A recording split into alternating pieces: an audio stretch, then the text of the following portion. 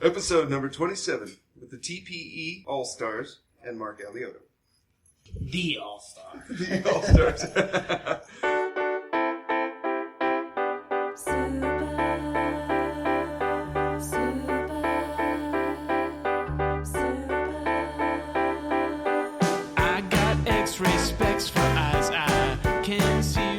Welcome to the Heads Up Poker Podcast. This is Steve Barton.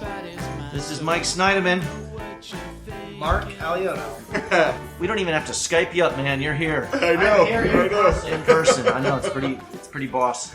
You guys got a great house here. This is epic. Yeah, I wish all the backyard, everything. Wish we had all the other TPE pros. Yeah. Casey couldn't make it this year, huh? No, Casey. There's a chance he comes out for the main. Diego will be out here for I think 6 days, and then Derek gets here the 18th. The 18th, yeah. No Tim and Danny, which is sad. Yeah. But yeah, okay. Life goes on. Yeah. And your guys' meetup is on the 19th, right? The 19th. Gold Coast, I believe. Bowling and pizza. Okay. Yeah, be a good time. Cool. Yeah, I'm looking forward to it. That's going to be fun. And Mike, you've got a couple of tournament scores under your belt so far. Yeah, we already talked about those, and hopefully... bag chips on I bagged the Millionaire Maker, a little over chip average. Day 2 is tomorrow, so hopefully... Run it up. Oh no, I'm Ship at Snyderman. I can't. I'm gonna give myself like 10 fucking nicknames. You ever see Rocky where Apollo's getting all the master of disaster, the king of sting? He's got like. You can't do run it up. Rocky's run it like. up, take it. Yeah, Rocky's like. You think you got enough nicknames? This is cool living in a house. This is I always thought the Vegas experience was just a man alone in a room, staring down 33 floors. Shuffling a couple dollar chips from the casino in his hand, wondering where things went wrong. But no, it can be a social experience with friends. It's never been that for me. So. Well, yeah. I mean, I was lucky enough the first year to come out with the TPE guys. Never met them. And, we met on Skype and stuff, but never in person. We came out and, get kind of nervous living with 3 people you've never met before. Right. But yeah, fun. You adjust, and yeah, it's a blast. You guys are just a little bit older and probably more mature now. So there's like, no, I expected to come over and see. Mature thing. Well, I expected to come out here and see keg stands, and I see the Art of Zen sitting on the poolside table. So where's the crack pipes? These are supposed to be poker pros. Well, that's when everyone else comes. Once all the other guys come, it'll get pretty wild. But yeah, I'm trying to keep it zen and, focus on playing poker, so. Yeah. Yeah, I was surprised you said you didn't want to fire a second bullet in the Millionaire Maker because your chi is not right, or you didn't use that word, but it's kind of, Basically, I just worry about my back. Last year, I only could play 7 events, and I was out here 40 days. So this year, I'm played 3 days in a row and just want to make sure the back's good. And, I mean, honestly, the 10 a.m. start is just... shit. I get up at 10, I go to the gym, and I'm ready by 12. I get my coffee, I eat, meditate, I'm good. Yeah. But the 10 a.m. start is just wake up, coffee. Yeah. So yeah, played 3 days in a row. Haven't done that well, so I was like, okay, good. Yeah. Not everyone can have. There's nothing. Who told you to come out here? I can't remember. I don't remember. No, who was it though? It was you. Yeah. It was on the last show I was on, correct? No, you told me when we were Skyping once. It was on Twitter or something, I think. I can't remember what decided. I think I was just on such a roll online. I'm like, fuck it. I really should be in Vegas. I'm just good at this game, Yeah. And I always, for some reason, I had in my mind that, if you need a backer, then you're not good enough. You should be making enough money to play yourself. That's what I had to. I told you though. I think that was just a block in your head.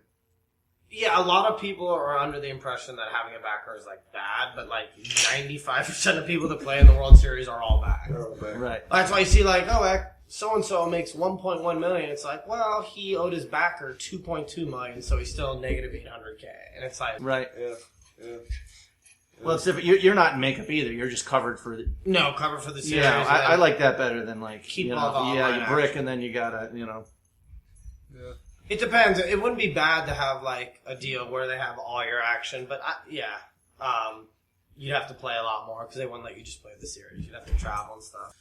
As we've talked about before, online is lovely. 8 tables, 6 tables, 5 tables when you want your pajamas. It's different, but I love it for the month that I'm out here. A month and a half I'm out here. I think it's amazing. Yeah. What was how long did you last? You were out pretty quick yesterday, weren't you?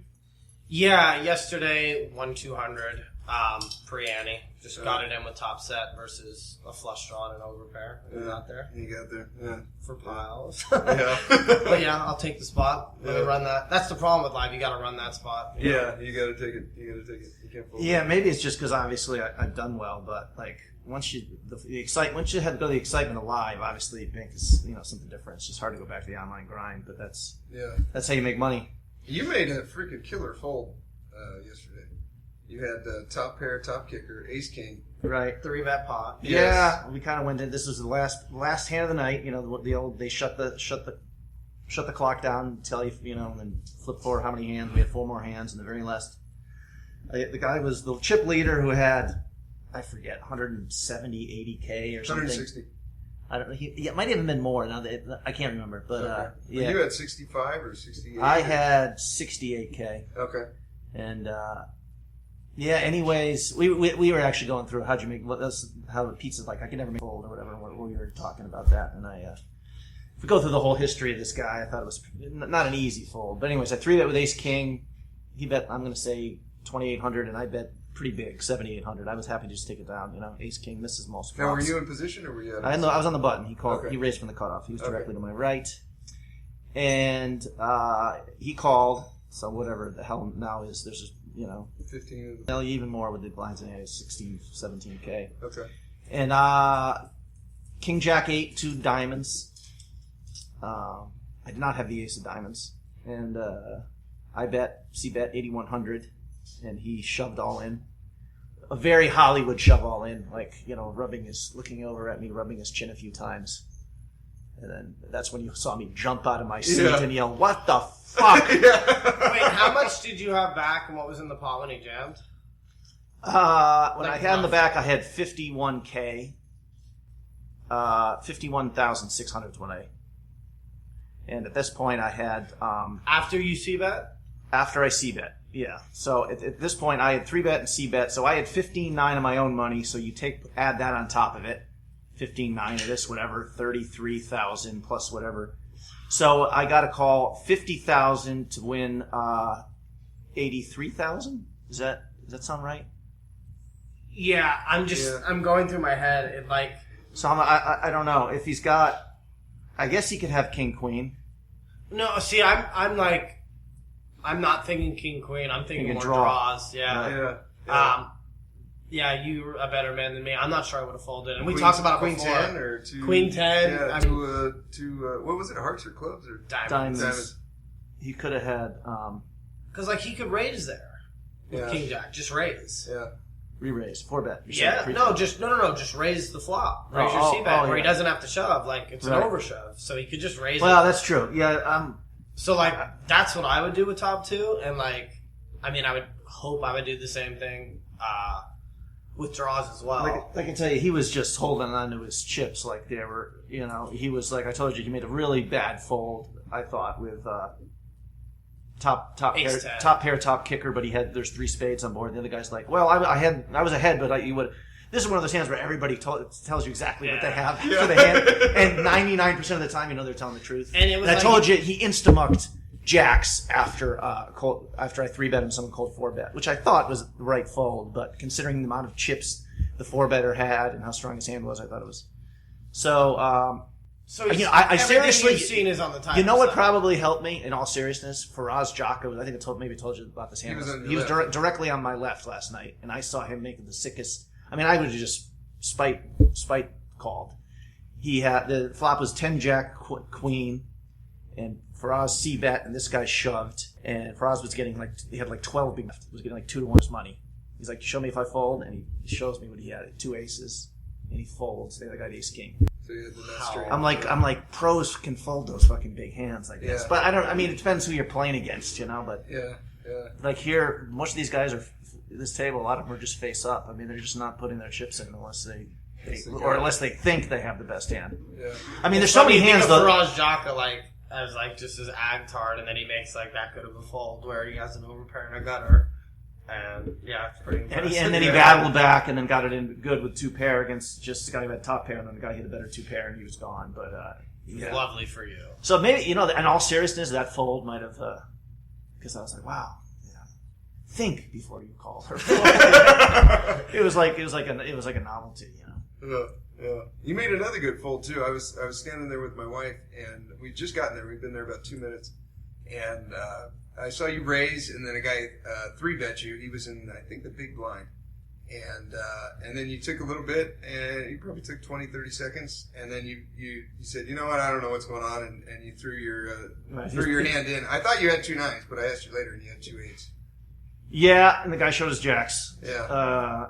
His raise was ridiculous. I raised it. Is it in that sort of table, nitty table? What do you think about my raise size? Should just be min raise because they don't. I was 2.3x. I'm at the 2600.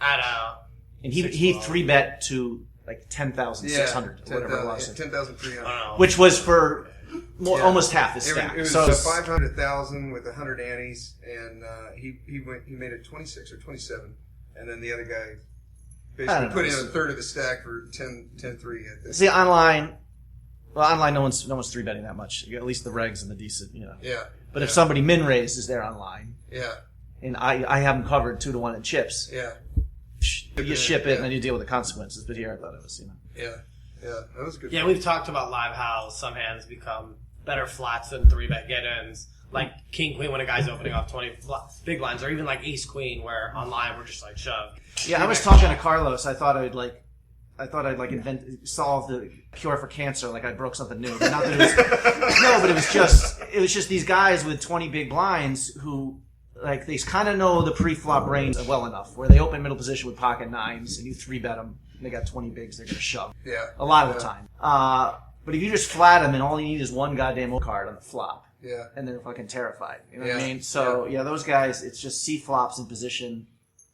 So, Mark, what do you think here? It's a sunny day. You could be sitting in the pool, but you're doing a podcast. I love podcasts. Would you rather? You wouldn't?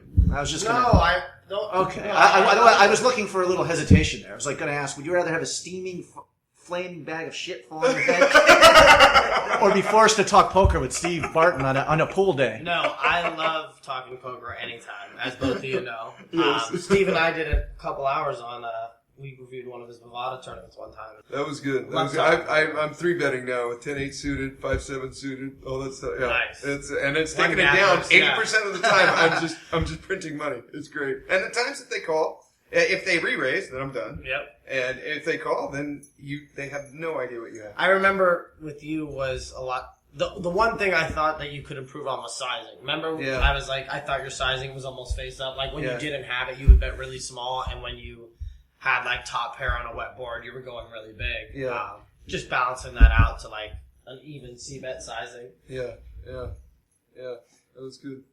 Yeah, I think my 3-bet sizing, I don't know, live poker too. I mean, again, depends on the villain. You can drop that down to like 2.2. You know what I mean? Like, but there's well, I mean, I guess if you think they're going to flat and give up on the flop a lot, then maybe you even want to make it bigger. So if they need to see flops, but I mean, if you're just looking for folds, all they know is you've raised. Yeah. You know what I mean? And like they're not even Yeah. I mean, well, I don't know. But maybe we're exaggerating the difference between how much tougher it is online and online. But you said the main event is like an $11 rebuy. I mean, I think it's the $11 on merge. Do you really? Yeah. Yeah. I mean, at least day 1. Day 2 was a lot tougher. The 1 year I made. Then you're up to 33. Yeah, then you're probably up to even a 109, 250. Oh, okay. Maybe. I mean, obviously, the skill does come to the top in that. We saw last year's final table. There was a fucking bunch of studs on every year we seem to get. So eventually, when it's deep enough, but. Yeah. But yeah, about the 3-betting, 3-bet sizing, like, I was actually talking to Ben the other day, and he was talking about, like, 3.5xing sometimes, and just getting the fold, like, with certain hands that just don't play well post. And guys that are really sticky post, that don't fold the C-bets, you kind of put them in a weird spot when you, like, 3.5, even up to 4x 3-bet, like, because they're calling off such, like, it's make it 100, make it 400 online. Think about that. Like, people are way less likely to call when you go bigger. Yeah. But like, it's kind of exploitable if you're only doing that with like your ace 5s or your kings, just stuff that plays warm post. Yeah. But I'm sure Ben's going to experiment, and that's what Jordan Christos does too. Jason Blue, he 3-bets like ridiculously big, sometimes 5x, and he gets way more folds. But I'm with you. I kind of like smaller size and let him call and check fold, depending on villain. Like against super good players, maybe I don't want to do that. And if we're in or out of position, I think like 3.5x, 4x live could actually be good just to get the fold. Yeah. In position, I would never do it. But out of position, I could see it being good, especially if you're really deep too. Yeah. If you're like 70 bigs deep, why not make it bigger and let these people make mistakes post or just fold and take the pot for what it is? Yeah. Yeah, poker, man. It's crazy. I love it. It's so much fun. I fucking love this game. Something as small as sizing is like so important. Steve, you're actually in Vegas and not playing poker, though. I know. I couldn't do that. Oh, Of course, I got no life. For you, it's a little easier. This for me was a fun trip. We got to leave tomorrow, but we flew in. Never flown here before. Just always drove. And I've taken the little hopper flights from LAX, but never actually flown. And it was awesome. Please tell a story where you don't stop to take a leak for once. And, when I landed, I had to freaking go. I made a freaking beeline for the story. I learned though. Steve I'm taking a Gatorade on the Steve's like, I really had to 3-bet. I really had to leak too, but I made the bet sizing higher so I could, I could get the fold and run to the other. Oh, jeez, yeah. Yeah. And we're taking off tomorrow, but this has been a good family trip, and then I am ready for next week. Oh my God, I can't wait! It's gonna be a whole week. You get to play. Yes. I'm gonna just be. My plan was like every year just come out and fire on the deep stacks. But after talking with some of the guys, I'm like, maybe I should be playing the Planet Hollywoods. Someone else mentioned the Win has a good one. I think they have like a 300 or something. So I might look into that. Or the Win runs a bunch of good stuff. Alan Kessler tweeted something else. This Excel sheet that has every tournament at every casino. Oh. So yeah, open it through Dropbox, and it's set every day. You can see where the tournament. Golden Nugget has good tournaments. PH. Golden Nugget, really? Yeah, Binions has some good ones. Carlos is Mr. Value. Carlos did this all last year. Was I think he played 5 tournaments at Binions and final tabled all 5. They're smaller fields, but so what? Well, you know what? Carlos is like, can I get a couple of free cocktail napkins if I enter this tournament? That's his idea of value. Put them in his pockets. Carlos has been horrified when I've told him how. It's not like I've been running around here like. My roommate. Yes. Let's talk about your hand, man. That was a good one. With the ace hand? Well, tell the world your name. Okay, tell where you're from. Let's get a little history. My name's Peter Tarsiewicz. There we go. Okay. I'm from Mount Laurel, New Jersey. Right on. Have a seat, man. Have a seat. And what do you play online? No, we need a little background. Listeners in. This bum just walked off the street. How do you know he's a poker player? I think he just came in for a bologna sandwich. Anything from Steve to stop Steve from talking about his Cessna. We just needed to bring someone else in here. Yeah, so I'm Mark's roommate for the summer, and I play 6 max cash online, 1224, on ACR, PPNJ, and that's pretty much it. And he's a DFS goat. This guy is Mr. I love sports. What's GOAT mean? Is that like a greatest of all time? Oh, okay. So that's not. I'm the woat. Yeah, worst of all time. So that's not like. It's not like it's like a DJ happy ending kind of thing. I know all about happy ending. But yeah, Pete and I never met, and we met 3 days ago. Yeah, and we ended up. Yeah, you guys meet on Skype, or how did you? We talked briefly on Skype, and we know him through James, another roommate. Okay. Here, and I talked to Mark briefly, and then met him. Now we're best friends. Yeah. But sharing that king size bed though, is that uncomfortable? Whoa. No, there's plenty of room in between. He's big spoon, I'm not spoon. Yeah. It's fine. It's all good. We have a good time. Yeah. You wake up, your hands are all interlocked. Yeah, So we could be talking to the next millionaire champ here. Pete's got a nice stack going. Well, so do you. Well, you're in it. Let's point the difference, though. You've got 43 through skill, I developed a stack, and then what are you trying to say? You had a sputard who just shoved 10-5 I can't hope people just. Oh yeah, just we do need to hear that tips. hand though too. So what's your stack now? Going into day 2. Going to day 2, I got 109. 109 going to 612. That's 612. That's 900. That's 991 big We'll call it 100. 91 bigs. Round it off. And so tell us about this. What do you call it? The dinner break dump. Dinner break done. It was the last hand before the dinner Literally break. the last hand. Yeah. So like I'm hijack, and everyone's folding and leaving immediately because they want to go to dinner break. Yeah. And so I have ace king, and I open. We were at 250, 500, so I opened to 11. Small blind, 3 bets to 3,200, and the big blind folds. And the small blind has about like 30K. And I should probably talk about my image. I'm like a maniac. Yeah, he's an actard. So like he's like probably thinking, oh well, last hand before dinner break, he's probably just like trying to steal the blinds. So 3 bets. It wasn't even that sophisticated. It's like, I don't like this pretty boy's face. I'm going to jam the chips too. down. I have 60 bigs, and I'm going to take this to the... It totally could have been that too. So I make it 11. He makes it 32. I make it 67, and he doesn't take very long and just piles it in. The And dinner then- dump. And then he's like, "You got me, nice hand." 10-5-0. 10-5 off. And he had to fade the turn. King 9-9 flop, 10 Yeah, turn. well, yeah, 10 turn. Yeah, I mean that's just Too runner. high. With a runner would be pretty gross. I mean, yeah, you could lose those hands Yeah, too. so But like I come that's back the from one- dinner break and like pretty good shape. I mean, I could see myself being the dinner break dumper, Right. but I would have a better hand than 10-5 off. It would be like at least suited. 10-9 suited or something. Yeah, maybe You would have the you would, 8-4 suited.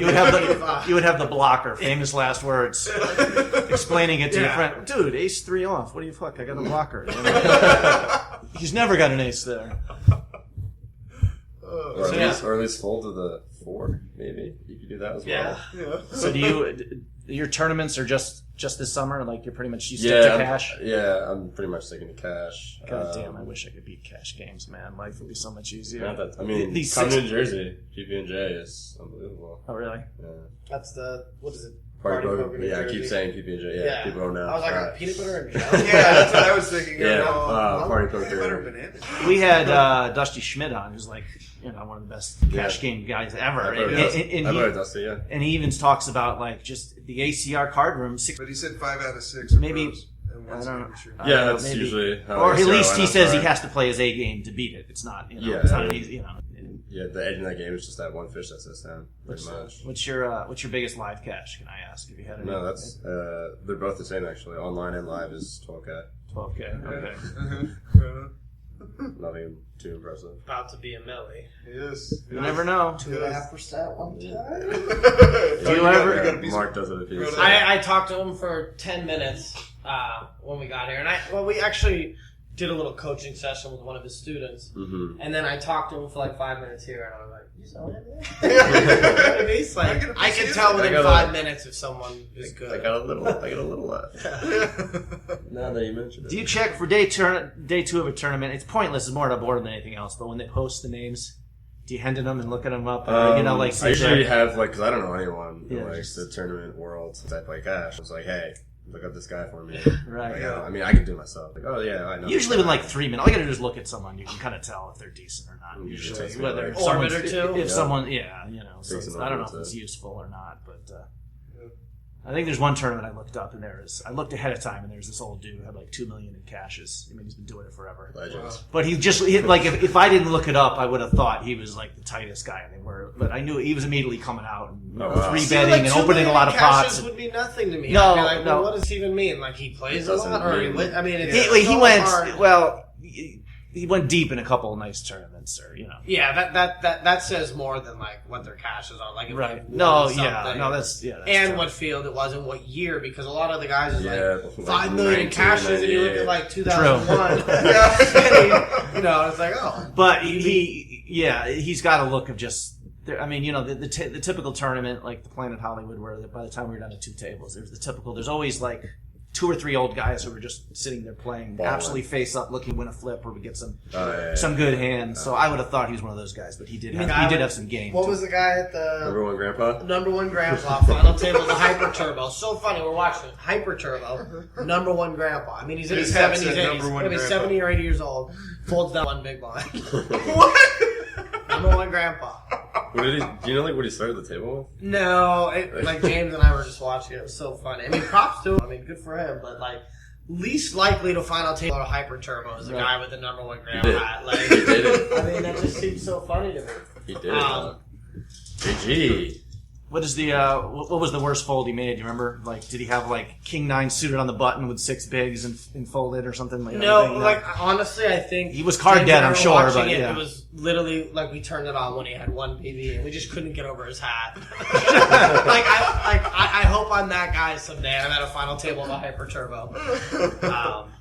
That's awesome. But yeah, That's hilarious. It was hilarious. And then there was another final table with the guy with the big cowboy hat and spurs and stuff. I'm like, poker is just amazing. Poker's still alive. Yeah. I didn't want to say that, but I was implying it. Yeah, I mean, poker is live. If you play the Colossus, you know it's live. Like, it was an amazing field. Like, people 10xing. right. Like, getting in with 2s. People who literally can't spell poker. Yeah. You know, like as Helmuth said. You know what I mean? Like, we're having a spelling bee afterwards. The Colossus, although I don't agree with the payout structure, I think it should have been a little whatever. Everyone's That was weird. That was then when he was. He should have announced it. But it's Yeah. But there is some sort of mathematical formula that tells like the size of the field or the percentage of first, second. Yeah. Right. Like if it's obviously a 100-person field in one of those $100 tournaments, first place probably gets 35% or something, you know. But Yeah. And the thing was, is World Series didn't announce it. I mean, everyone complained about top-heavy structures, and then they got this flatter structure for the Colossus, which is going to be better for poker. 5,000 people registered that tournament that had never played a World Series event. Yeah, we're 5,000 new people. Yeah, Wow. that's massive for the game. Yes. So yeah, I mean, I thought they did a we decent were job mad, with it too. but it's going to be Yeah. great. It was I was just like, so oh, man. peculiar to see like 100 people put stuff in Ziploc bags and then have a floor man with his arm raised, like, you know, with a bunch of Boy Scouts trying Everyone to follow on me. it. Yeah, and then falling across the room. But I mean, some of the dealers are weak, of course. You got to explain. Well, I So. mean, Yeah. Like one dealer was trying to take a blind at a time from each person. I'm like, no, believe me, that's going to get complicated. You got to go down the table, or you know, it's going to be. The problem is I've talked to the dealers. They're understaffed by like 300 dealers. I'm sure. So they're working like 18, 19 hours. Half of them are like awesome. half asleep during the hand. Yeah. Like, this isn't even. There's like, a 2+2 thread how do that they said not- they're some of them were threatening a walkout because also they're like Wow. they took a pay cut too or something. Oh yeah, they pay him nothing. Well, because especially if you're if you're cash game, it's a huge. You're going down from $35 an hour to $11 an hour getting paid probably or something. I don't know I how think it it's works. much less than that, but yeah. yeah, it's bad. How much cash game guys make for tips or Oh, how much tips. the I was tip- talking about what dealers make an hour. I was like, 35, Oh. no way. Oh, okay. But yeah, no, With I tips, don't know. Yeah, I with don't know. tips, I'm saying. Yeah, well, because each section makes more. Like the sit and go dealers keep their own money. Right. Okay. So if you get to deal sit and goes and some guy wins a 1K, I mean, I think a guy got tipped $2,000 the other day. It's unlikely, but like $50-$20, and then if you're doing the tournaments, you have to chop everything up. If a guy leaves a tip if he wins the tournament, you know, like which I think Right. most do. well, they get but- 3%. Yeah, 3% of the prize pool. Oh, really? Yeah. Okay. Yeah, they get 3% So, of the prize you know, pool. The the- house takes 7. I don't know what that is. I mean, it's just amazing to me that they can't, like, we have the card scandal going on with the marketing. They can't get it right. Like, spend a little more money on nicer cards, more dealers. Like, Right. help us rake $1 a tournament and you'll break it. You'll be fine. Keep fucking Czechoslovakians out of the country. that's my lesson. Whoa. No. Yeah. No, I'm with you. Yeah, the guy's been blackballed from like 80 casinos in Europe, and they're like, "Oh, come play at the World Series." Who is this? I haven't heard of This is the guy in the 10K. I haven't heard about it. Yeah, I mean, it's just the whole. Go ahead, someone else explain it, but like, Yeah, I mean, so there was this guy. He was just playing perfect against like all these heads up legends. this is the 10K head up World And Series. I don't know. I actually don't remember their names. Petit, do you know his name? Pratish, the spelling bee guy. Right. So he was so he was the He was this the Indian guy who's like one of the top guys on the global poker index. He's really good. yeah. So he lost, and he like had a weird taste in his mouth. Like, man, this guy just like owned me. Yeah. And then like you don't want to say anything afterwards. It's like, all right. Well, he was yeah. also maybe I'm just being like a sore loser. Yeah, I got he was also doing some funky shit with the cards, like punching every corner and turning it around, Yeah. and then playing really small pots early. The theory is where he was marking all the Yeah. cards, Ah. and then later on when he knew what the cards were, Right. then he was playing fast then he and could perfect. amp up the aggression. Yes. So- then, like the next guy played same deal. Dryden, Connor Dryden. I think the guy that took the sickest beat ever. In, I forget the Philly. orders. Aces. Yeah. Oh yeah, that guy. At some point, though, it's funny though. I was saying if you're playing against me or whatever, the people at my level, I would not notice any of this shit. But these guys, It's like that's just standard. one of these guys, yeah, we're watching. Well, I mean, I don't know, yeah. Be like, that's the greatest guy I ever played against. No, it would just be that the guy. That it's just. I would just think it's variance.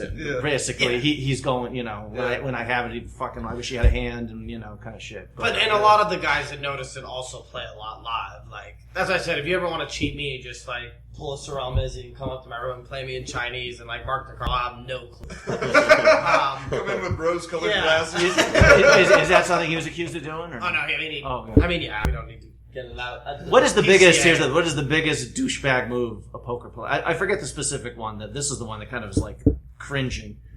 Remember the one guy befriended another guy who was a heads-up specialist. Gerard from Locke. Is this the one where he went into the guy? He's like, "Hey man, I'm coming to town. Let's hang out." And he's like, the other guy let him stay at his place, and then he inserted a Trojan in his computer. Inserted a Trojan in the guy's computer, and then went back and played heads up against this guy and took all his money. Oh, what a dick. And This was at an EPT. that is, I mean, just to look the guy in the face and mama, I think the guy just sort of sniffed it out because one day it's like, why is the guy in my bedroom? He came back and it's like, shouldn't he? I understand if my bathroom is next to the bedroom. So I forget it, the specific. But that's the one where you're just like, you're using, it's one thing to mark cards, another thing to like use your personal skills to like gain someone's trust and then, Yeah. I mean, the problem with poker is that, I mean, like, I'd say more than 50% of poker players probably are scum. I mean, it's probably a lot higher than that, but I think they're excellent donators.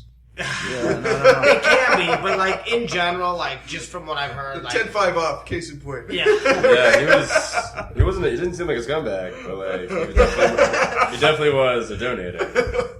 I don't discriminate. He really wanted to go to dinner with no chips. I don't discriminate when I take chips. A lot of the poker players I want to say, but like if you're sitting with pros, I'm like, there's not one player here who has a soul. You know what I mean? It's just like, I mean, I guess that's the optimal thing is just to give nothing away. I mean, like away from the table, I'm sure some are social, but I'm very social and you try to, start a conversation with some of them. Yeah.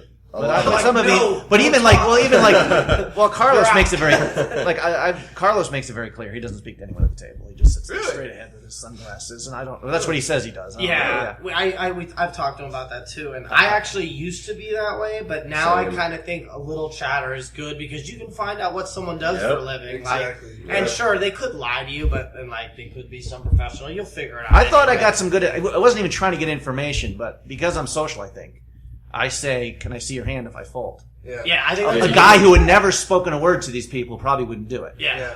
And I got to see, I can't remember which ones, the King Jack. I don't even know if we mentioned. I folded the Ace King and the guy showed. He had King Jack. He had top two pair. Yeah. So I don't even know what my equity is there, 18% or something. Yeah, it was a big underdog. And I think early that's talking is great, but later on it could be like when you get with like You have to be careful. 18 sickos, 18-handed, that's when I would probably put a zipper over my head. Yeah, scarf, over everything, and scarf, just not glasses. say a word. Yeah.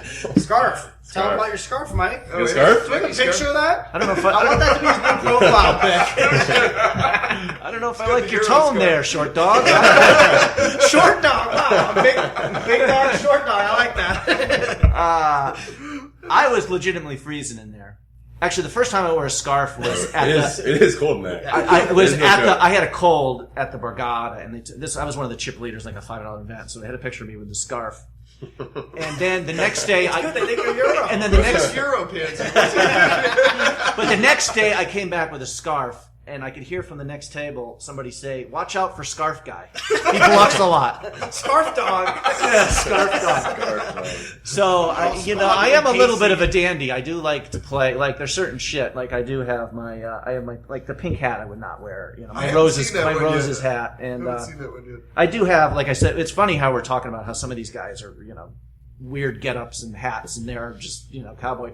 A lot of them are there for the attention if they go deep. But I do have my $300. Bugatti, whatever it is. Yeah. This is my final table shirt, which is everybody has their final table. which is hanging in my car, and I'm gonna be like I'm gonna be a poor man's John Stamos at the final table, the Millionaire Maker. Yeah.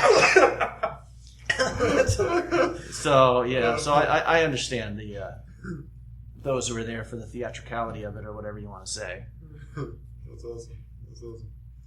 So Pete, how are you? What are you doing for the next 16 hours here? You don't have a just get a night's sleep and Eat. show up. Yeah. You're not one of those guys who has I have a plan. You know, no, Yeah, you I'm understand. just, you just react to like the table. yeah, I don't have a plan.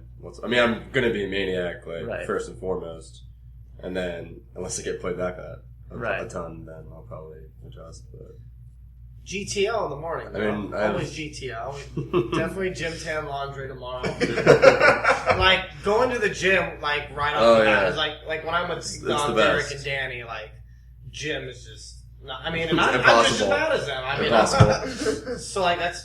I don't want to quote myself, but I made the same joke last night. I said, "Well, what is there? There's a cocktail lounge, JIM." Like I couldn't really see you at a gym. Dude, I feel so good. Like after the gym, I can't describe it. Like it feels so good. Like, we don't even go that way long, clearer, like half an hour, 45 minutes. Yeah, like today we walked in for because we were kind of hungover. He was really hungover. I was so hungover from last night. Holy shit! I went for a run this morning with the dog, and I felt a lot better. Yeah.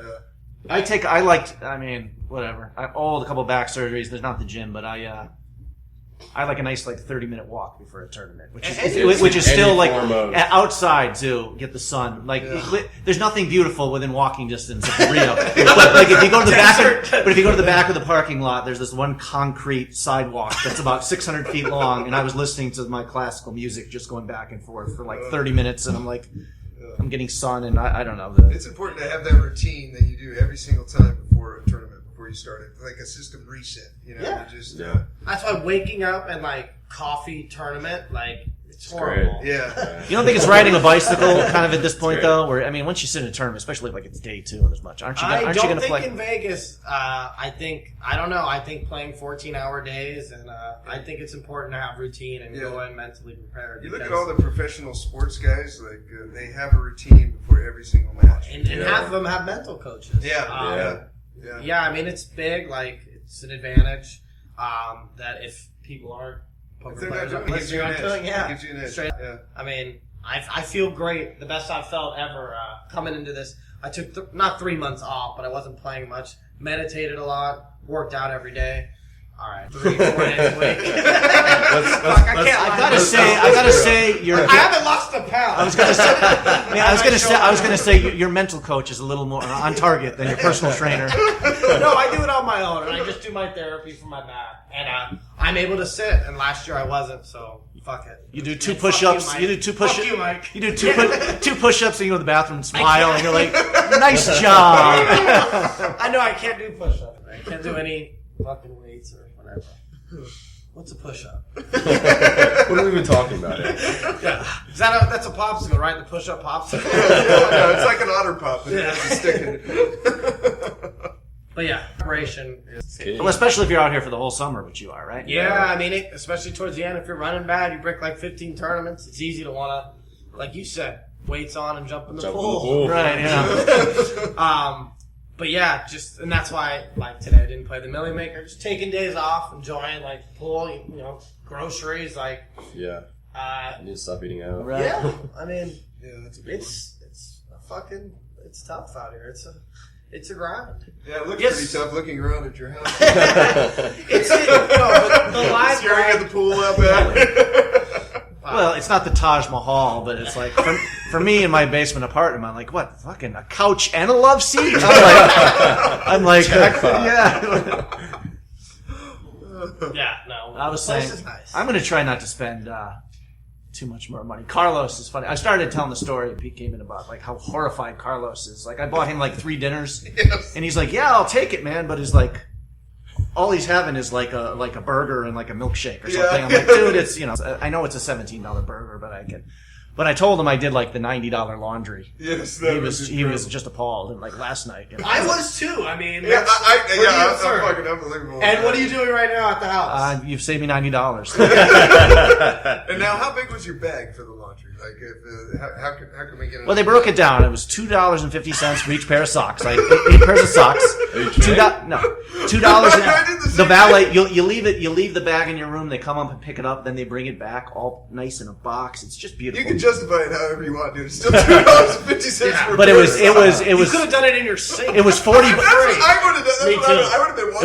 It was $40 for just the socks and the underwear. And then I had like 6 T-shirts, How which many socks do you have in underwear? well, I've been here already. You're only here for like what? 10 He lives days, at right? I'm here for 3 weeks. moving into Yeah, but he the- changes his I've underwear already every been here. break, I've already so- been here for 15, 16 days. Oh, okay. So, anyways, they Bad idea. yeah, like 6 or 7 T-shirts, which were like $6 a pop. So what are we up to? $76. Then like 3 sweatshirts, which I think were $8.50 a pop. So now we're actually over $100. And then a pair of jeans, which was like $10 or $12. So you're probably like $120 for a 2/3. Yeah, and bag we're only charging you $40 to use our machine. Yeah. What? You're getting a steal. All right, you brought ice cream. I was gonna say I brought ice cream bars just to like. You're safe. No. Yeah. You're safe. So I told Mike on Twitter when he won the Venetian, I said, drinks on you the first night we go out.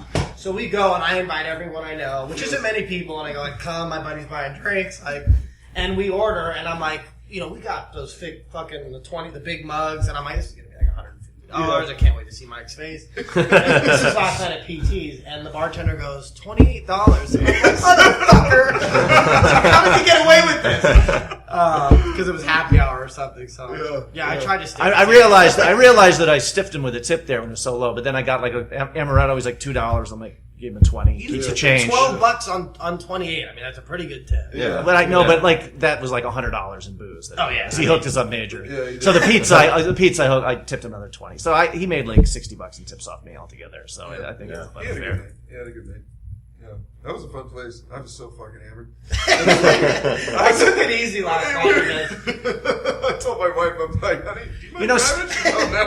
All right, cool. Steve, you're babble when you're sober, and when you're hammered, it's like it's hard to, you seemed sober to me last night. You're like, yeah, nothing really made a lot of sense, but I'm like, it's just Steve. And then you're like, you're like, I was hungover this morning. Wow, you were drinking? It's just, yeah. I'm professional. Do you like the magic tricks? Were they good? Oh, I was envious, man. Yeah. Was it good? You liked it? Like my only move with women is to like, pull out 100. What about those girls at the bar? Let's hear that I story. play poker. I want to hear the story about the 2 girls at the bar. That was weird, wasn't it? Yeah. I showed up and weren't they immediately all on me? I mean, I was across the bar, and the blonde looked pretty Oh, smoky. she was fucking like she was a 9.5. She turned on a dime, though. All of a sudden, she was like, all over me. Then I get what do you want? Do a shot? Like I'm like, how's the pizza? Fine. I don't know if they expected me to fight through and charm them, with that, but Yeah. I'm like, whatever. Yeah, it was like you two were getting along great, and then all of a sudden, I'll go over the and watch- bipolar switch happened, and I'll go watch fucking Steve's card tricks.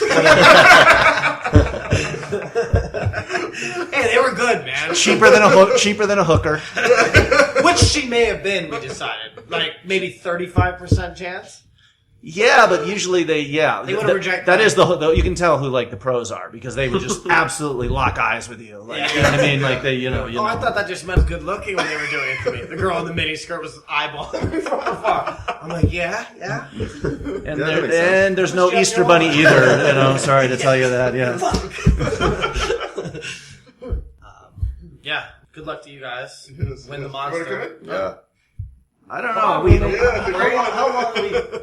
I don't want to talk to a guy who's got 80% online ROI. I was envious of that. I thought I was the superstar in that. All right, tell everyone your name. Whoa. James. How's it going? No. You can, I'll give you How's a it going? I'm James Gettinger. I play under a few screen names, mostly on US sites. I'm bringing Sexy Bot, Bold Boss, Kissed a Girl Once on WPN. Kissed a girl once. I think I've heard of that. Yeah, only one time, never again. I always wanted. Anybody here watch Family Guy? Where Stewie checks in a hotel and he's like, "What is your name, sir?" Archibald Meat Pants. So I can't. I wonder if that screen name is taken yet. But Oh, that's a good one. Right on. So are you talking about poker or are you talking about drinks and women? Well, we kind of segue and have a bunch of tangents. Yes. What'd you play today? Are you still in? Yeah, I played the Aria 500 fourth flight and I busted, unfortunately, level 9. Where I was the victim of an extreme knit roll. Yes, we want to hear. Where You always miss this way. So there was a guy at my table, probably early 30s, who was talking a ton. He had announced earlier in the MTT that he was the best hand reader in the world Of all time. Of all time. And said he was- that and he was serious. He was serious. He was serious. Oh, Jesus. Based on the way he played this hand, though, the hand reading potential, I don't know if it was really there. He was like 10xing it pre. But he was V-pipping probably like 40% and then open raising like 5% or something like that. Wow, okay. So yeah, truly unsophisticated. And then when he had a strong hand, he would like bomb it. So someone would make it like 300, he'd make it like 5K. And just like splash, just like taking mound off his chip pile, like spewing it on the tip, splash. So there was a very old man who limped a short stack in early position, and then this guy overlimped, and he had this 30-year-old man that I was just describing had previously overlimped with kings and queens before, and ace, queen, ace, king, and he almost always had a very strong hand somehow when he was limping. So it goes limp, call, call. I have about 20 bigs with ace 9 suited, and I had been reshoving quite a bit at this point, and I got a little bit spooked, to be honest, because of the old man limping a short stack and this guy limping. I thought like I didn't have much fold equity pre, unfortunately. So there's about 7K in the middle, and I have, it checks through and we're like 5 way to the flop. 7K in the middle, I have like 13K back. Flop is queen, 6, 3, 2-tone. I flop the ace high flush draw with my ace 9 suited. Old man under the gun bets 2K into 7. The man that I've been describing makes it 4K, and it folds around to me. Like it. Yeah, where I have 13K. And after a little deliberation, I came to the conclusion that I had some fold equity, and I was getting almost the pure odds that I needed, just based on like if I put in my 13 and get a call. Still with 20 bigs. Like I don't really need much fold equity there, but I think that maybe like 10 to 20% of the time it folds through. So I shove, old man folds, and this 30-year-old just goes into the tank for like 3 or 4 minutes, and this is like a 30-minute level tournament. Like this is like a fast tournament. And there's a guy I've been talking to my right is getting like pretty heated, who seems like a sophisticated player based on the way he's playing. He's like, dude, are you kidding me? Like you're getting like 4-1 or like whatever he's getting. What's like the 3-1. decision? What's the decision? And he's talking through. He's like looking at me, looking back, looking at me, like, oh, what's the chance that he flopped better than me? I thought that it was possible when I shoved that he would have like pocket jacks or pocket queens too when he elects to take this line. So I wouldn't have been that surprised if he folded or called with that hand. And then they call the clock on him, and in the countdown he calls and he tables king queen for top pair king kicker, and somehow Getting two for one on his money or whatever the hell it is. More. He's calling like 4, so he's calling like 8 to win 30 or something like that. So that's almost 4-1. He's getting some extreme odds there. And even if I, like, the sort of thing that even if I show him like 3-6 for the bottom 2, like he needs to call, you know? He's still getting very impressive. Yeah. And he's like talking it out as if he's going to make some hero fold. So this was an earnest tank, he was thinking. It was an earnest tank. He wasn't needling me for sure. Like, I don't think someone just tanks for 4 minutes. Like, Right, well, I don't know. I don't know if he wanted to tank just to show he was the best hand reader in the world. well, that might have Did right afterwards, right before he called, they said, I think you're on a draw. Yeah. Did he say something like he's that? Like, well, at first I thought he was on a draw, but like, now I think he might have 3-6. And then somehow it's really unfortunate that I didn't man up and hit my flush, just because right before this hand I had told the gentleman sitting to my right that I flip coached and that I won 55% of all the flips I take. So You would have had 50 big blinds if I you know win that. I would So it have been looking pretty. Yeah, you got to win those hands. Pretty good. You could have hit an ace. Is there ever? I've like online. I've been doing this sometimes because a lot of times if you like check jam and it looks exactly like what it is, like a draw. But let's say, well, this time he had a queen, so unless he's a total idiot, it's going to go in. But let's say he had 10s though, and you let it out into a 4-way pot for 6K. I think maybe he's folding. But if you check and he bets a certain amount and then you jam, he's kind of priced into call because there's a draw out there. I think. I mean, I think you played the hand right. I'm just to discuss it. You know what I mean? The lead is fair there. But you got full equity to a C-bet, obviously. That's what you're thinking. I think we do. I think it's almost always going to be C-bet, which is sort of important. And I think that the gentle, like any one of these players in the hand is going to be C-betting like a middle pair that they might be planning to fold, for sure. So I think we could just get a little bit more money in the middle, and ensure that we get it in, because it's sort of a disaster if we get flatted and then don't really have many options on the turn, because I could see a lot of future game states when I'm leading where just like we have no fold equity now and we just have like an incredibly marginal hand on the turn, which isn't the worst thing in the world, but because then we just go to the next hand with 15 bigs or what have you. Right. But I think the check raise is just going to make us a little bit more. Right. I guess if this guy is tank calling queen king, then he's folding tens. He's folding nines and tens. So then, So he's folding you're nines, getting tens. you're getting more. Probably. You're more Probably getting. jacks, Probably. you know? So With the you're just getting more If he's more chips in raising the those, pot. which I think it's possible, especially because he didn't do the splash that I was describing previously when Right. he is super strong. Like, if he was nutted, I expect him to make it like just pick up half of his stack. Yeah. So theoretically, maybe not the most interesting hand, but Yeah, no, that was good. just a funny outcome. Right. Yeah. So what are your plans for the summer? You're How long are you here for? out here for the whole summer, pretty much. Yeah, I'm here till July 11th. Playing probably 15 events and the main as well. Are you So playing we'll main? see. Cool.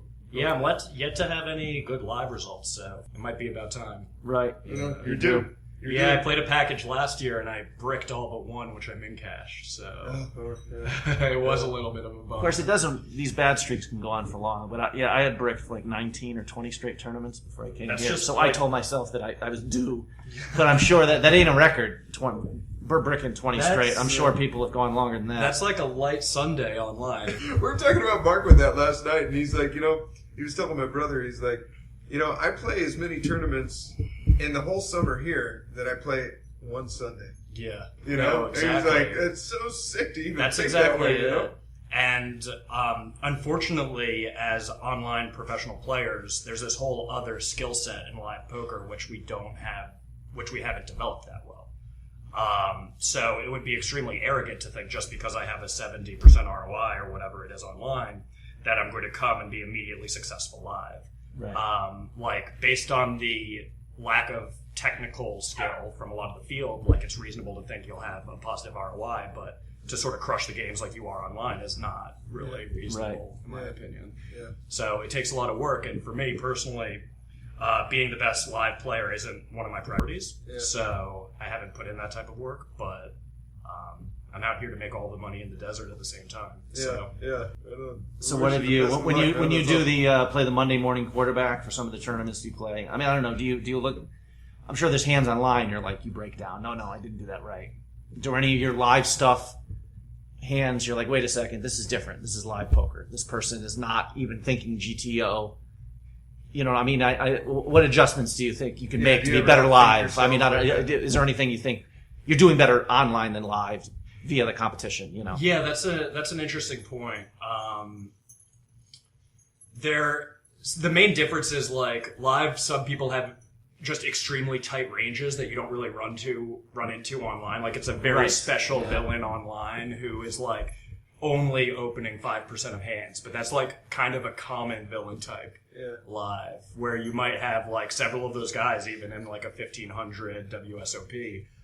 Like the guy at the hyper final table with the number one grandpa hat who folded down to one big. Mark was talking about it. And if he's shoving like 6 or 7 bigs, I'm just not accustomed to, I mean, it's a technical question, but like, I'm just not really accustomed to studying those ranges. You know what I mean? Because you really never run into them online. So like, a lot of even what you think are like snap calls, like might not be. And the same applies for like snap reshoves online and things like that against a lot of these opponents, where, you'll have, just based on stereotypes, like someone sit down and they do something like the very first hand against you, it's really tough to know what to do. And online it could be a lot more clear cut. I call them, I suppose, very elastic decisions. Like your decisions are very elastic to certain tendencies that your opponent has live. And it's either like, I'm picturing ICMIs are where like the entire board turns green or the entire board turns red based on like what you elect to make of this assumption about like what your opponent's opening, and you just don't have a lot of information. So it can be tricky for sure. I had a call last night, which I thought was pretty much a standard call, but everyone on the table was like, "What the hell are you thinking?" Where, although he was a younger guy, first of all, and he hadn't been down, but he was really short. He had 9 big blinds on the button, and I don't know what they tell you, what percentage you should 9 big blinds. You'd have to look at. You should be shoving from the button. It's probably at least 40%, right? What? 9 big blinds. You've got not depending on the opponent, but yeah. I've got 60 big blinds. The small blind has heaps. Yeah, but we're not. I'd be shoving quite wide. I'd look down at probably like Jack 7 suited. I'm shoving like possibly even wider than that, depending on my read on my opponent. Well, he shoves, and I look at King 3 and immediately call. King 3. King 3 off. Okay. Maybe it's marginal in my mind. From his position, I guess I'm just playing against myself there, and I'm shoving so wide. Like I'm shoving 8-6 suited. I think the King 3 is a pretty ambitious call. Okay, well, I don't know. I thought it was King High. I mean, against the online regs, I'm snap calling there. Yeah, it's just a quick. Against most opponents, I'm looking down at like King 9 suited, and I'm not sure if I'm calling. Really? 9 big blinds, even though you got Especially maybe it was a bad call. Everyone was looking at me, and I was like, Wait, so he was on the button. You were. I was in the big blind. You were in the big blind. Okay. So small blind folded. Small blind folded, and he shoved. He had 9 big blinds. I would call with King High. Just any king? Any king, yeah. I don't think you're going to win a ton of chips in the long run doing Really? that, but I don't it's know. possible. That's too loose. I think it's a little bit too If loose. we- You were suited, right? I think I might have been suited. Now I think it was King 3 of spades, but I could be wrong. You call with any ace, though, right? I will be calling with any ace. Yes. Yeah, okay. Yeah, I call with any ace. I would. I'm not certain, but if we go through the shove, mean, if we go through the whole shove fold of what you're supposed to be shoving there, If you he's say- in if any he's two- shoving Jack 7 suited, he's also shoving 10-9 off. Well, I'm thinking. right? I was trying to think 10-9 off. We'd have to look through if we get through probably. the average. Probably. I think it's a plus EV call.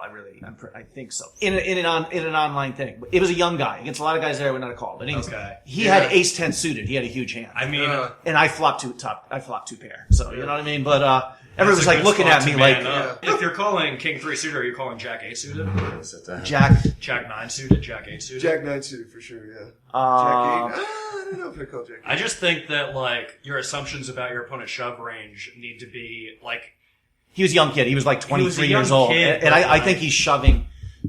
I think he's shoving. If we'd have to break it down if we want to. I pretty strongly feel that's a plus EV call there. I don't know if you want to break in. Let's hear it. I don't know. 9 big blind or 9.5 big blind shove from the button. We're in the big blind with King 3 suited. With 60 bigs. I mean, like, what do we? I mean, I probably call With King 3 up? Kid 3 suited. I think it's suited. I think it was King for debate. My theory is, but I'm arguing that he's shoving like 8-6 off, like really If wide. he's shoving 8-6 up, that's like he's shoving 80 to 90%, which that's a slightly different story. I don't know. I'd have to look at the shove charts again, but I think you're supposed to shove 8-6 off, but not shove Jack Deuce in his position. You know what I'm saying? Like anything I connected. think in that spot it's like 6-8 suited, maybe 10-8 off. I don't know. Well, it depends on. It was a young kid. Like I said, he was the only one on the table who I would have called that shove with 9 I mean, bigs. I just there are- assumed he was like an internet kid. Yeah. Like I said, I'm playing against myself at that point. I'm shoving. You ran into the top of his range, so it's kind of hard to tell, you know? Well, yeah, you can't range him He had after. ace- You can't ace range 10? him. Yeah, Ace 10 after, off yeah. or He, ace no, he 10? has ace 10 of clubs. He was ace 10 suited. I mean, So, yeah, and I it's top. everyone was looking at the table like I was a nutbag, and I'm like, that's great.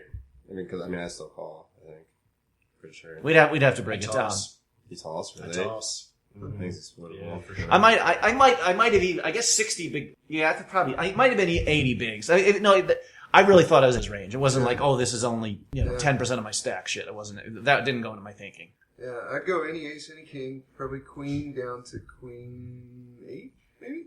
Queen it off. Queen 8 off, yeah. Queen I mean, 6 so- suited. Queen it off calls. We're talking about Close. Queen 6 suited. This is one of those things where if it was online, if we wanted, if there's two guys who are following the shove fold charts, there's a math amount. Yeah. We do have an answer for this. Yeah. Even still, if you're like concerned about being exploited, I think it's fair to make calls like these. But I mean, I just think I could use 9.5 or 10 big blinds in a lot more beneficial spots, including like 3-bet folding or stealing, where I'm not really going to try to take like a really thin showdown like this, even if it is slightly plus EV. And again, this is a pretty elastic decision because like if he is shoving 20%, 30%, we're just getting crushed. He hadn't been there long. If he had been there for a while watching me, I was really defending. Mm-hmm. You know, I was defending my big blind a lot, especially against a small blind. I'm just not giving it up unless they 3.5 exit or something. I mean, so if he was there for long watching that, then I got to put him on a stronger if range. it's a sit and go and we played like 20,000 hands against him, it's a different story. But I mean, I'm not that worried about being exploited here unless he is really shoving like every button, which I think we'll figure out eventually. Yeah. Right.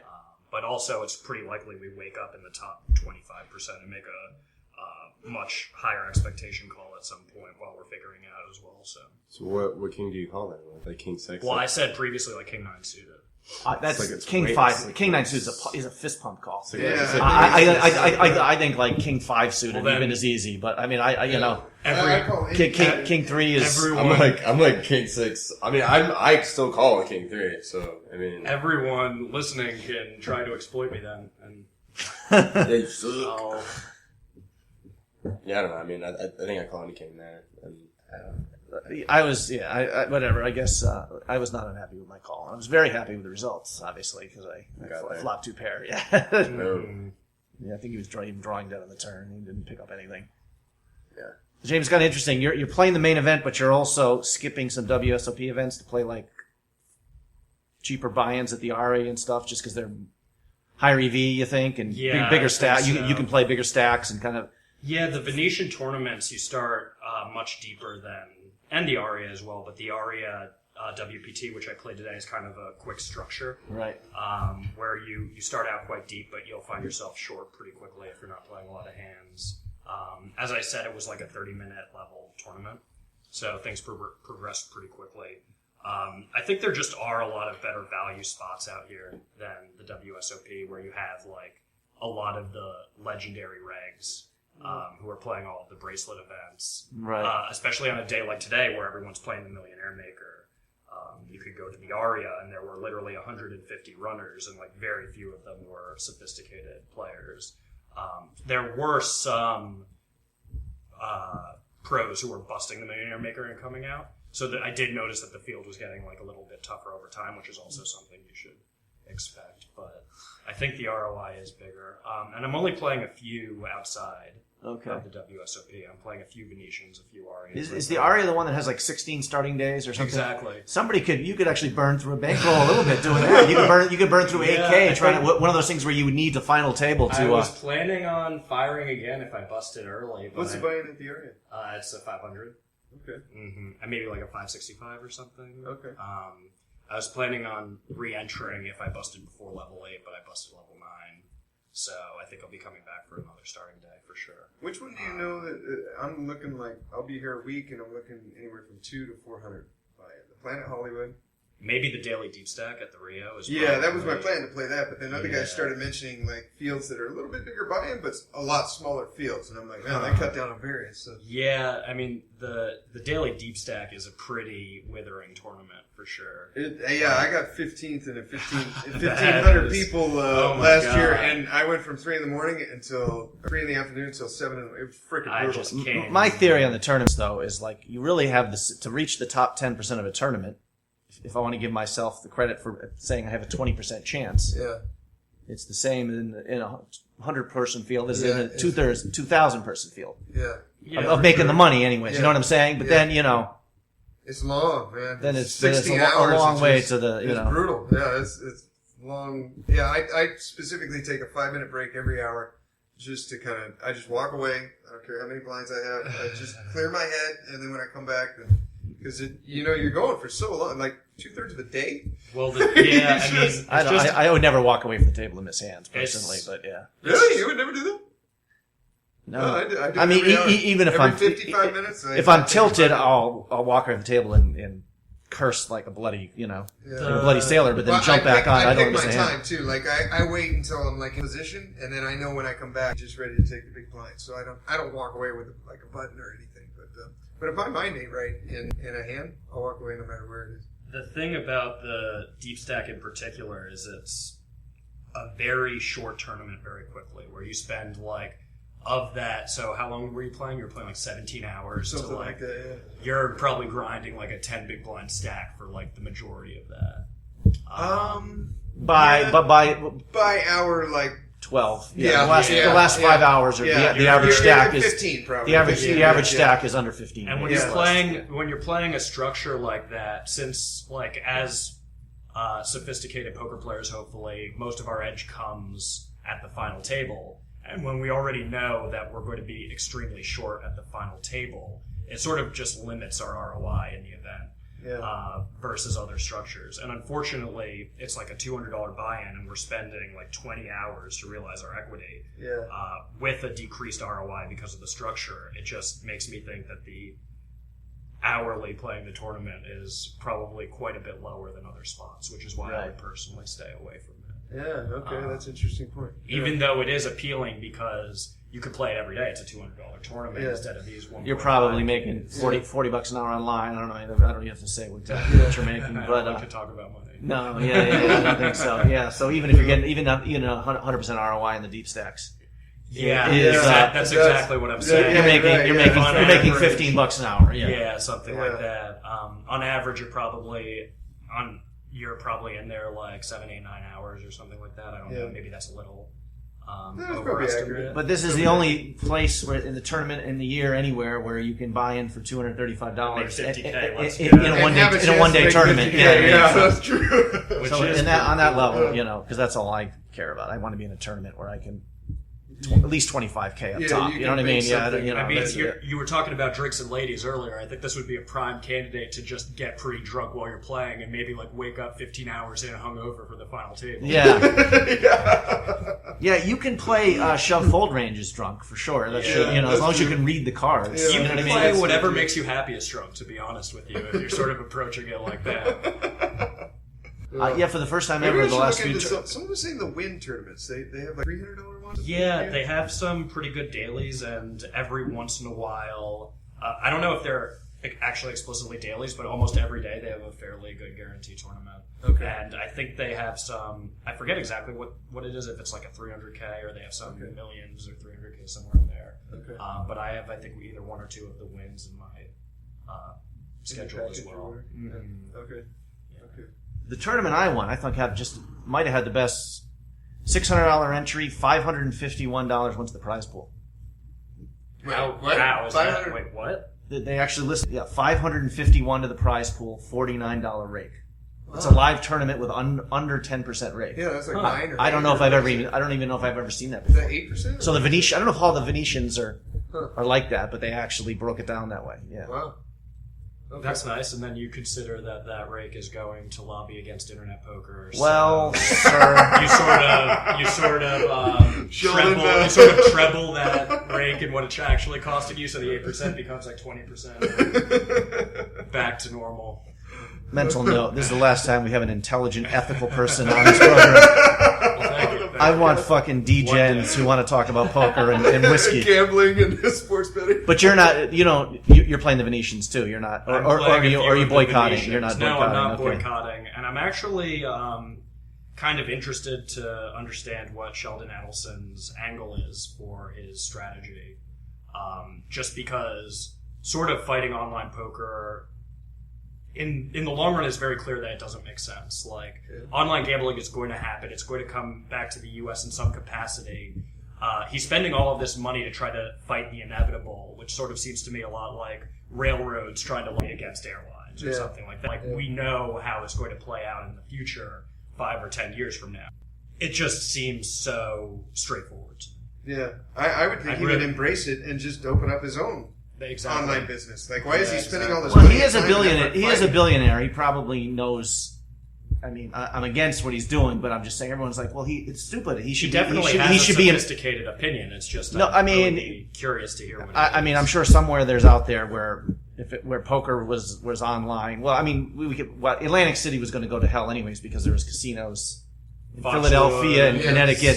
I mean, if you can't get everybody from New York City going down to just to Atlantic City, you're screwed there. Yeah. So that had nothing to do with online poker, I don't think. But Yeah, hopefully it comes back. Obviously, do you travel at all for scoop events and go to Mexico and Canada to play at all? Or I'm considering after this stay in the desert moving to Barcelona. Really? For 6 months. So Have you we'll been there? see. I have not been. I went, but I only spent 4 days. It was a beautiful city. I've been checking out Airbnbs, and it seems like a pretty good place for a variety of reasons. A pretty romantic place, I think. Very. Yeah. Are you single? Or? I have a great love interest who I'm trying to talk into bringing with me. Okay. Or coming with me. Cool. So we'll see. It's a beautiful city. So Barcelona is just kind of arbitrary. I mean, you're like, which beautiful European city would be the most? It's like a romantic thing. I prefer that to like what makes the most sense in terms of tax advantage and things like that. Right. Yeah. The culture and food, I think, is pretty important to me. You've already looked up. What's the living cost? So you already know the B&B it's cost. very I think similar. Spain is one of the cheaper countries, unless you're talking Eastern Europe, right? I was just living in Williamsburg, Brooklyn, so pretty much anywhere I moved is going to have a lower cost of living. Right. Okay. Very true. And I moved out of my apartment and literally put my stuff in storage and went to the airport. So Okay. Cool. I'm homeless at the moment, except I have a lease in Vegas. So Okay. we'll see. Congratulations, dude. That's exciting. Yeah. That's Pretty exciting. damn good. That's exciting.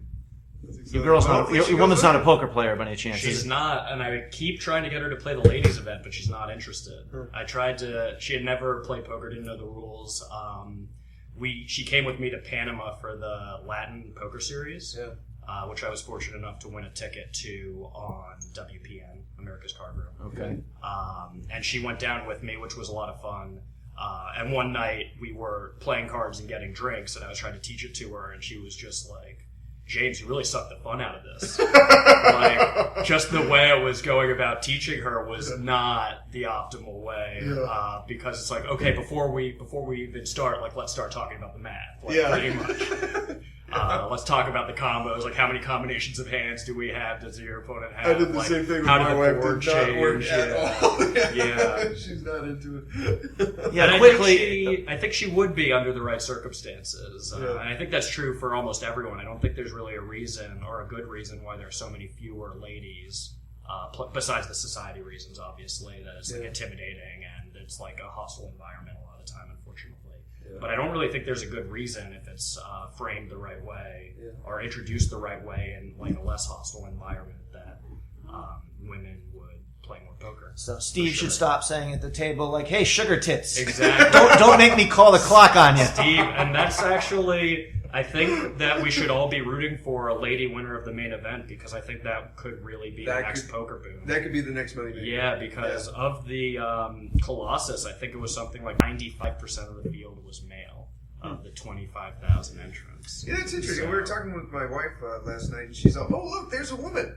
I'm like, "Yeah, there's a woman there and there and there." And I will in 5 politely seconds. disagree that there's difference between men and women that make women, I think, more sensible. Where are we going A here? lot of these, a lot of these male, poker stories are like, well, I went to college and then I dropped out my sophomore year. Well, my argument is, a girl is going to be like, my dad's worked very hard for this money. Might be a little bit more sensible. They're more sensible and relationship based. Yeah. You know what I mean? Like I don't know. Like Mark is just like, he's Mark like, is a special. Mark's like, I want to be the best poker player in the world. I can't have a girlfriend to that. He's studying, you know what I mean? So like, I don't know. That's just, I think there's difference between men and women. I'm agreeing with a lot of the things he's saying, but I think even if there was a female poker, champion, I don't think the numbers would really change very much. Think so? I don't think so. No, that's just my opinion. They could double and make the field 10% instead of 5. I agree. That would bring more with people. you, and I sort of think that like maybe we wouldn't be having this discussion if it were like 65-35 or like 60-40 men to women, which is probably similar to how it is in some like male-dominated fields in terms of vocations. But just 95-5 like does not make sense. Even if there are like differences in women's priorities or sensibilities like you described. So right. Yeah. It's sort of anything we do. I mean, that women are 50% of the population. My own little theory is that if an old guy won the WSOP, because they want some young, sexy person or famous person. But if you ever saw like a 70-year-old beast up there just not taking shit from the young guys, just pushing them off hands, like get the retiree, the baby boomers who actually have money, expendable income. I think a lot of those guys already play, though. I'm not sure. Yeah, maybe. The I don't know. let's teach the kids a lesson type guy, the number one grandpa.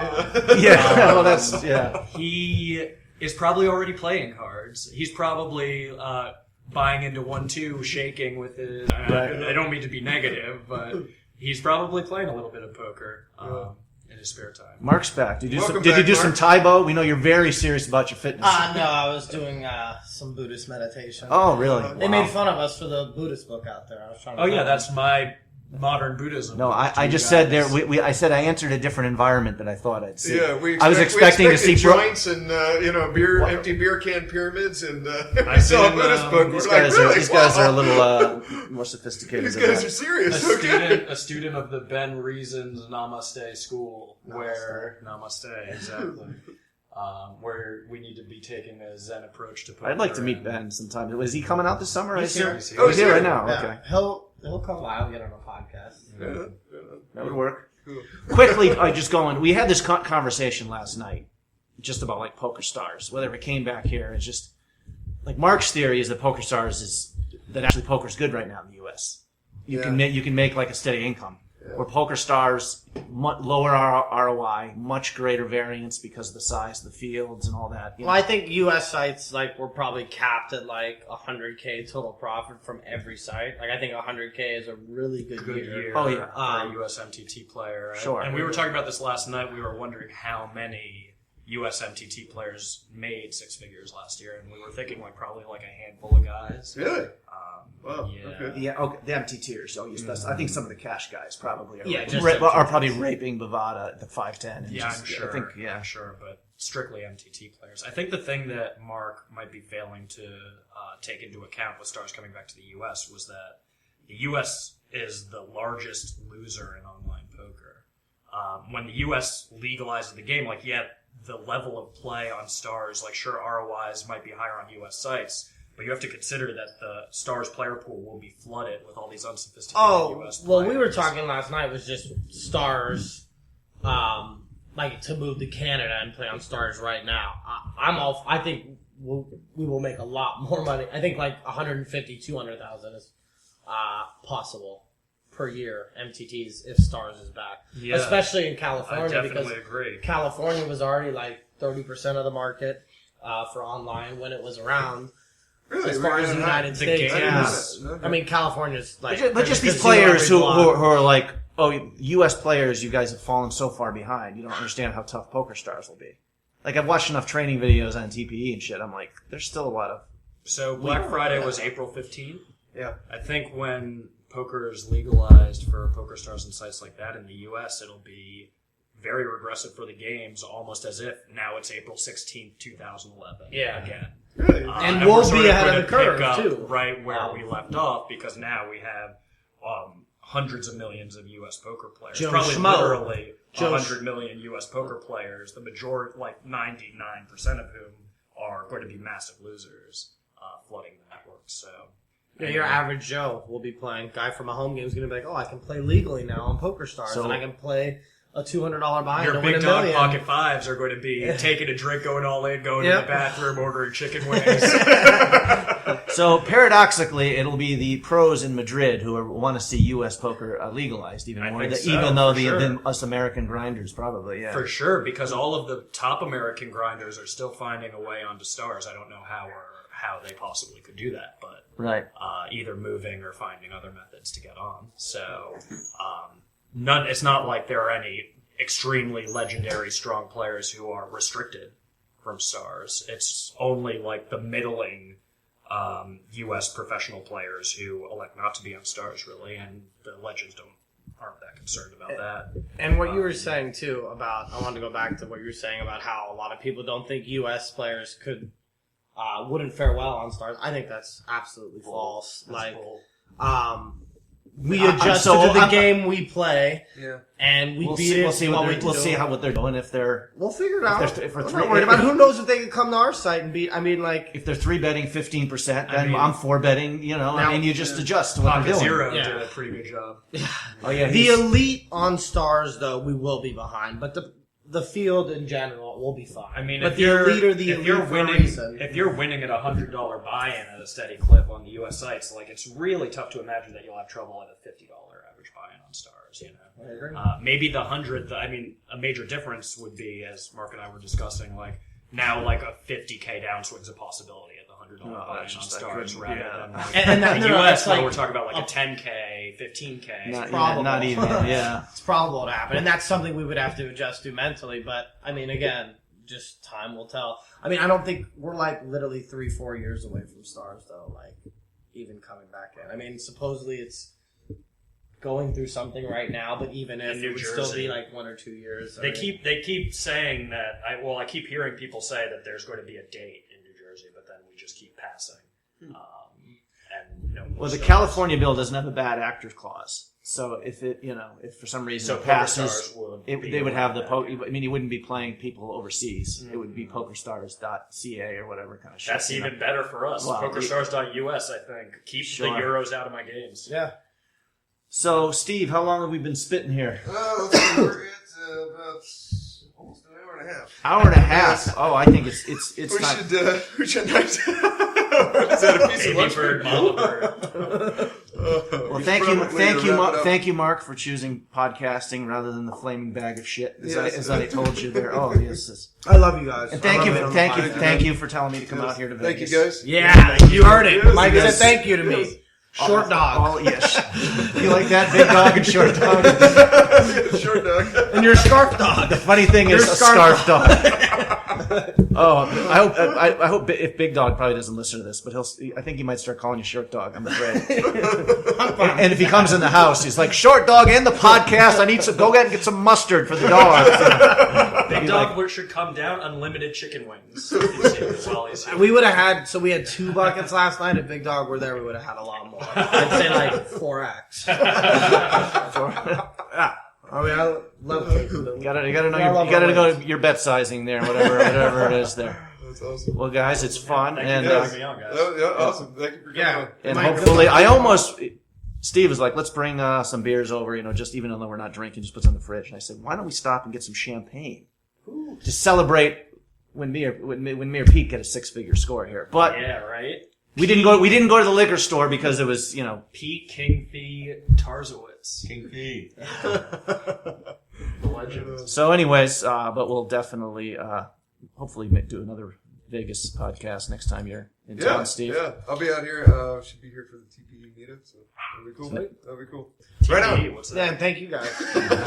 What is TPE? Shut up. Links in the show notes for Tournament Poker Tournament Edge. Poker And, Edge, baby. Hit us up on Twitter at HUP Podcast. You can email us headsuppokerpodcast@gmail.com. You can just wait in the Las Vegas airfield when Steve just lands there looking for. It's not exactly the Beatles coming to America. It's just just your dad waiting. And hit us up on Facebook. And thank you for tuning in. And here is your weekly motivational speech. An idea. A seed from the human mind can build cities.